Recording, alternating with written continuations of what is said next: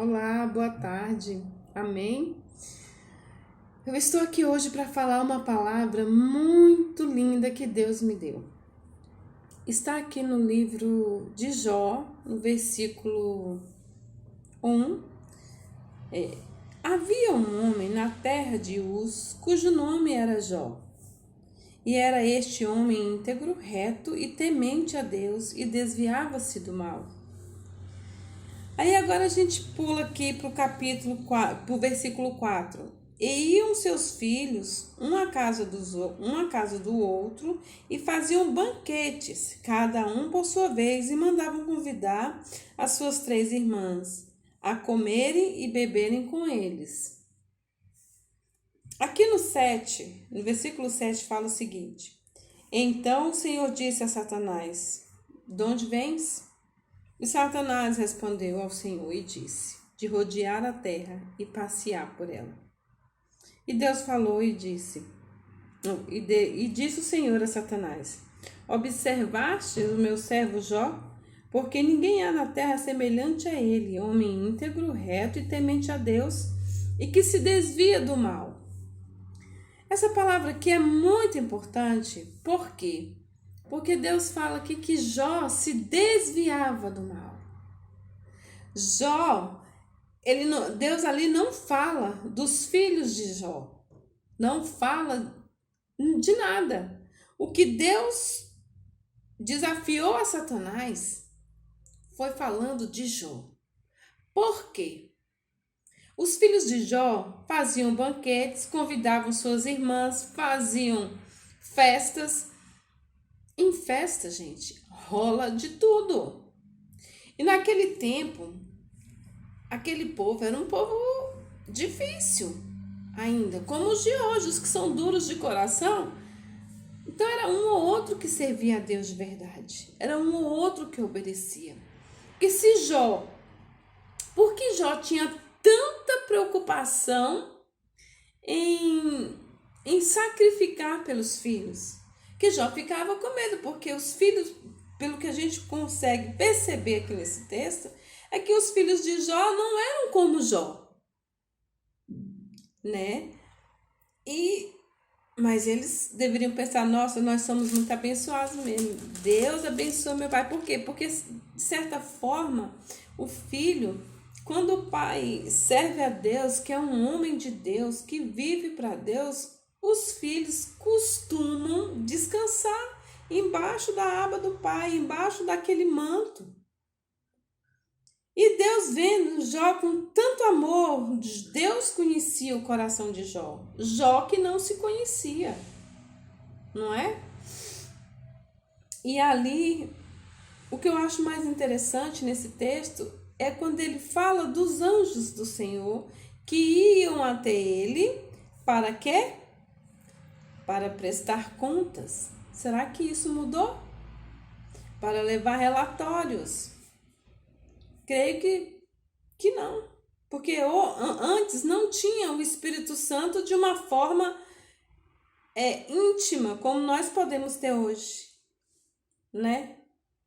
Então, assim, hoje nós temos o Espírito Santo em cada um de nós, basta você ativá-lo. E temos os anjos, porque lá em Hebreus fala que os anjos são nossos conservos, que estão aqui para trabalhar ao nosso favor. Mas anjo não é para receber adoração, anjo não é para receber hinos. Por quê?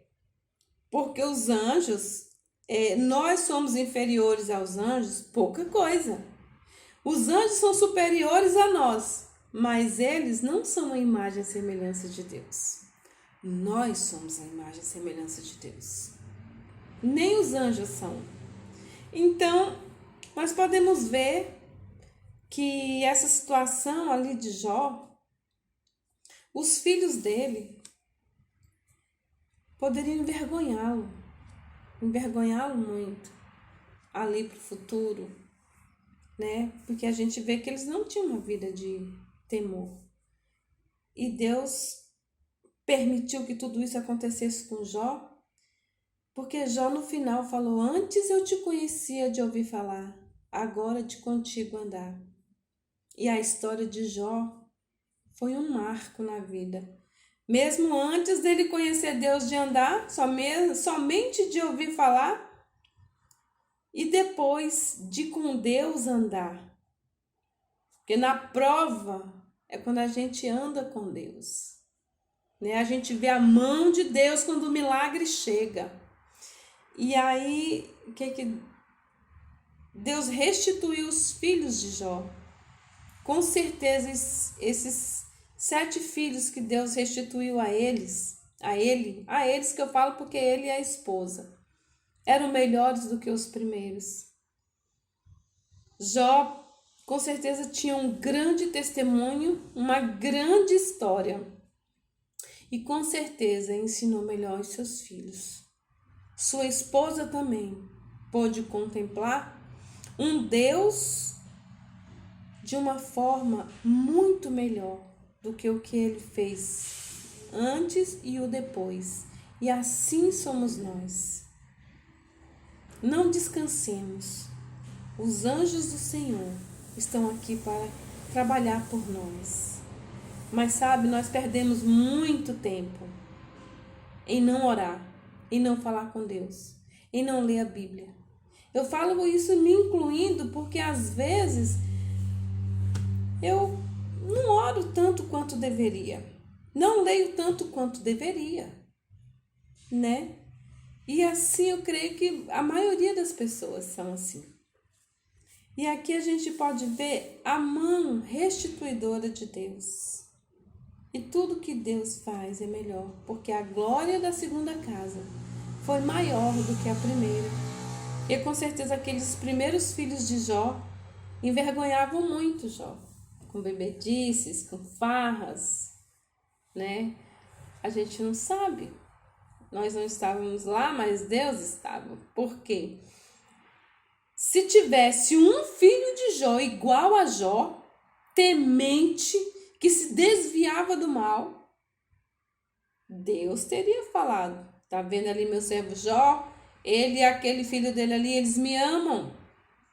Não, mas ele falou somente de Jó. Somente de Jó. Então, Jó tinha essa brecha. O inimigo tinha essa brecha por causa dos filhos, né? E por quê que Jó ia ficar tão preocupado, né? Então, assim somos nós. Assim nós devemos buscar a Deus de todo o coração, nos desviarmos do mal. Toda essa pandemia é a mão de Deus para você se desviar do mal. Desvia-te do mal. A Bíblia, ela não é somente um livro, ela é a nossa constituição para conhecermos a Deus, para andarmos com Deus. Você vai receber o seu galardão. O que é que você tem feito por você? Faça algo por você. Olhe para a sua vida. Deus colocou isso no meu coração. Eu estava lendo aquele texto lá em Mateus 15, eu não estou lembrado do versículo, que fala da trave. E a gente, né? Eu falei: Deus, tira a trave dos meus olhos. Que eu quero me conhecer. Eu quero saber onde é que eu estou pisando errado. Eu quero saber o caminho que eu estou andando, se está te agradando. Deus, tira o que é mal de dentro de mim, para que eu possa enxergar a luz, para que eu possa enxergar o teu caminho, Senhor, e não me desviar dele, né? Igual aquela oração que fala: vê se há em mim algum caminho mau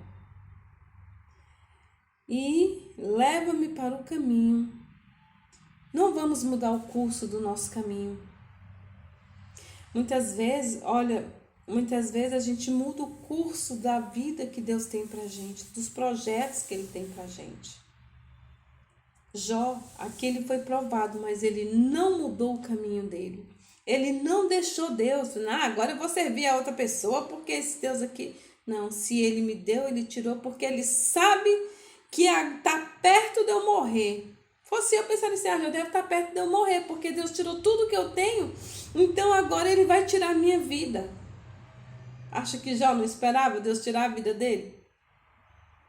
E Jó pediu, com certeza ele pediu, Deus, eu te conheço, já ouvi falar das tuas histórias, não deixe os meus pés vacilar por causa dos problemas. Porque eu sofri um luto, porque eu perdi todo o meu sustento, porque eu perdi tudo. Mas ele não perdeu a Deus. Para você ver que quando Deus quer, ele tira tudo de você. Então, olha por onde você tem andado. Olha as decisões que você tem tomado. E vamos nos corrigirmos e aprendermos a dar glórias a Deus. É pela fé. É pela fé. E quanto mais você se aproximar de Deus, mais Ele vai exigir de você uma mudança.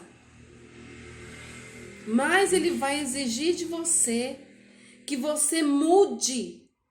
Vai ficando restrito mesmo, não tem jeito. Isso é servir a Deus. Eu abençoo a todos aqueles que vão ver depois, em nome de Jesus. Eu libero uma palavra sobre a vida de todos que forem ver. Conversão genuína, mesmo para aqueles que já estão há anos na presença de Deus, na casa de Deus. Muitas vezes você está na casa, mas não está com Deus. E em nome de Jesus, que você seja tocado por essa palavra. Amém? Eu agradeço a todos e abençoo a sua vida, em nome de Jesus.